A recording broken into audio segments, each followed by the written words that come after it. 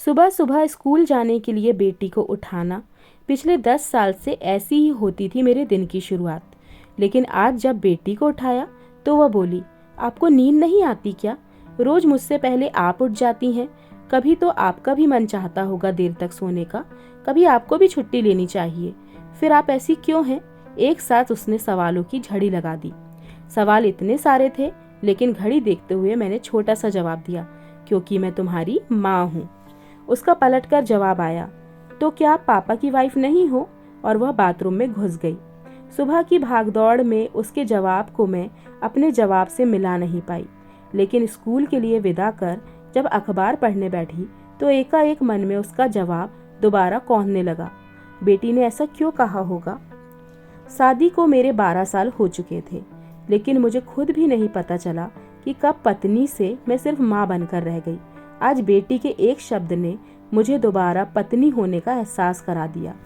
फिर मन थोड़ा और पीछे गया तो लगा 12 साल पहले एक बेटी से पत्नी कैसे बनी थी। उस बदलाव को तो फिर भी थोड़ा महसूस किया जा सकता था, क्योंकि घर परिवार वाले, माहौल सब बदल चुका था। लेकिन पत्नी से माँ के बदलाव में वक्त का मानो पता ही न चला। और यही है एक औरत के जीवन की कहानी। मेरे अंदर के इस बदलाव के पीछे क्या हाथ शादी का है? मन जज और वकील एक साथ बनता गया। सवाल भी खुद से किए और जवाब भी खुद ही दे दिए। फिर अचानक ख्याल आया आकांक्षा का। आकांक्षा और मैं बचपन से 1 से लेकर 12वीं तक साथ में पढ़े थे। फिर बाद में काफ़ी अरसे तक उसकी कोई खोज खबर नहीं मिली। एक दिन अचानक फेसबुक पर पता चला कि माँ बाप से बगावत कर उसने दूसरे धर्म के लड़के से शादी कर ली है। माँ बाप से मिली तो उनका पक्ष सुनकर थोड़ा बहुत दुख भी हुआ। समाज से क्या कहेंगे, मुंह दिखाने लायक नहीं रहे। हम तो मान भी जाएं, अपने माँ बाप को इस उम्र में कैसे मनाएंगे। यही सब बातें मैंने उनके मुंह से सुनी। लेकिन जब मैं आकांक्षा से मिली तो वो बहुत खुश थी। हाल ही में हनीमून मनाकर लौटी थी वो। तब अंकल आंटी के दुख को एक पल के लिए मैं भूल गई। आकांक्षा ने बताया कि कैसे जय, उसके पति, की आदत थी नहाकर गीला तौलिया बिस्तर पर छोड़कर ऑफिस जाने की। कहा शादी के बाद मैंने उसकी आदत छुड़वा दी, और ये बताते हुए वो बच्चों सा खुश हो रही थी, मानो मन चाही कोई गुड़िया मिल गई हो। तकरीबन 10 साल बाद 2 दिन पहले फिर उससे मुलाकात हुई, लेकिन इस बार आकांक्षा अपने पति के साथ नहीं थी, बल्कि अपने माँ बाप के साथ थी। थोड़ी देर के लिए लगा कि शायद वो छुट्टियों में उनसे मिलने आई होगी, लेकिन जब उसने आकांक्षा के बेटे से पूछा कौन से स्कूल में पढ़ते हो, तो उसने वही स्कूल का नाम बताया जहाँ पर वह और आकांक्षा बचपन में पढ़ी थी। जी मानने को तैयार ही नहीं था कि उसके साथ कुछ बुरा हुआ होगा, लेकिन वही सुनने को मिला जो वह सुनना नहीं चाहती थी।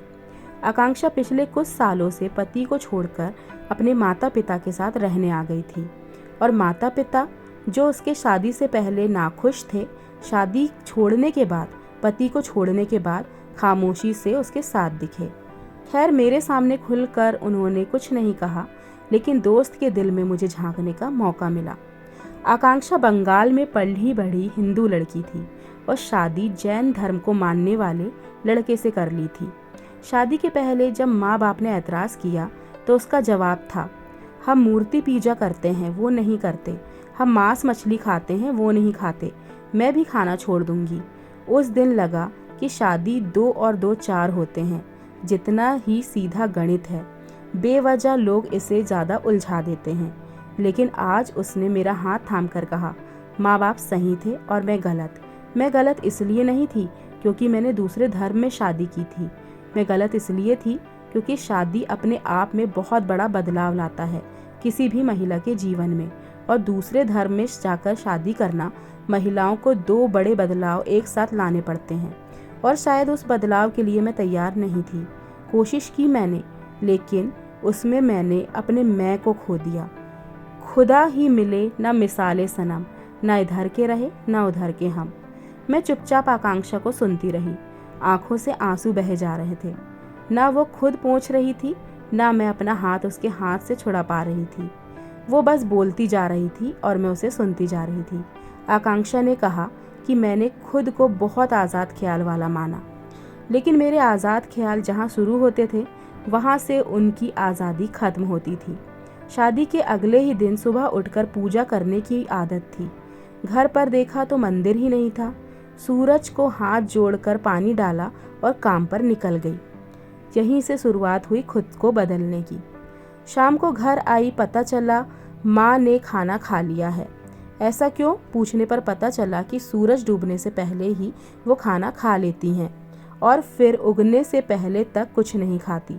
ये रिवाज मेरे लिए बहुत अजीब था, पर अगले दिन ऑफिस जाने से पहले शाम के खाने में क्या खाएंगी उसका इंतजाम कर रही थी और फिर इसे अपनी रूटीन में शामिल कर लिया।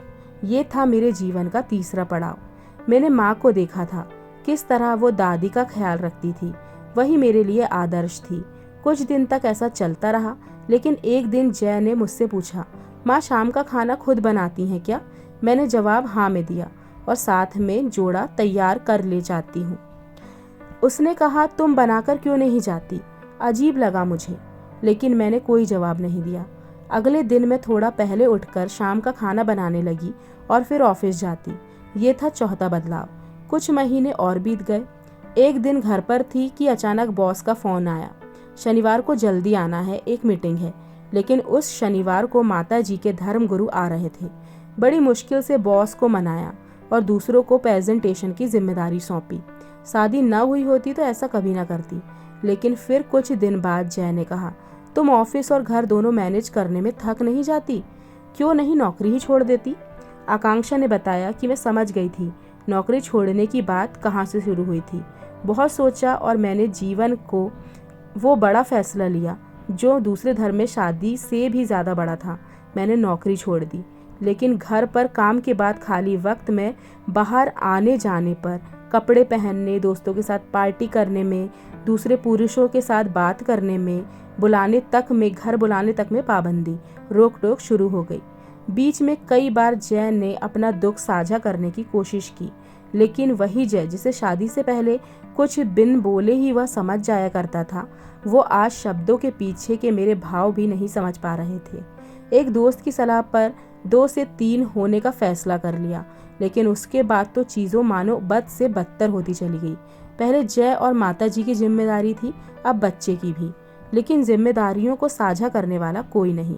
एक दिन बेटा स्कूल से पीले फूल से गणेश जी की ड्राइंग बनाकर लाया। सालों बाद गणेश जी की तस्वीर देखकर मैं उसे बताने लगी थी कि किस तरह से हर शुभ काम के पहले गणेश जी से आशीर्वाद लेकर पूजा की शुरुआत की जाती है कि उधर से आवाज़ आई, जरा जैन धर्म भी समझा देना। पता नहीं क्यों अचानक मेरे सब्र का बांध टूट गया।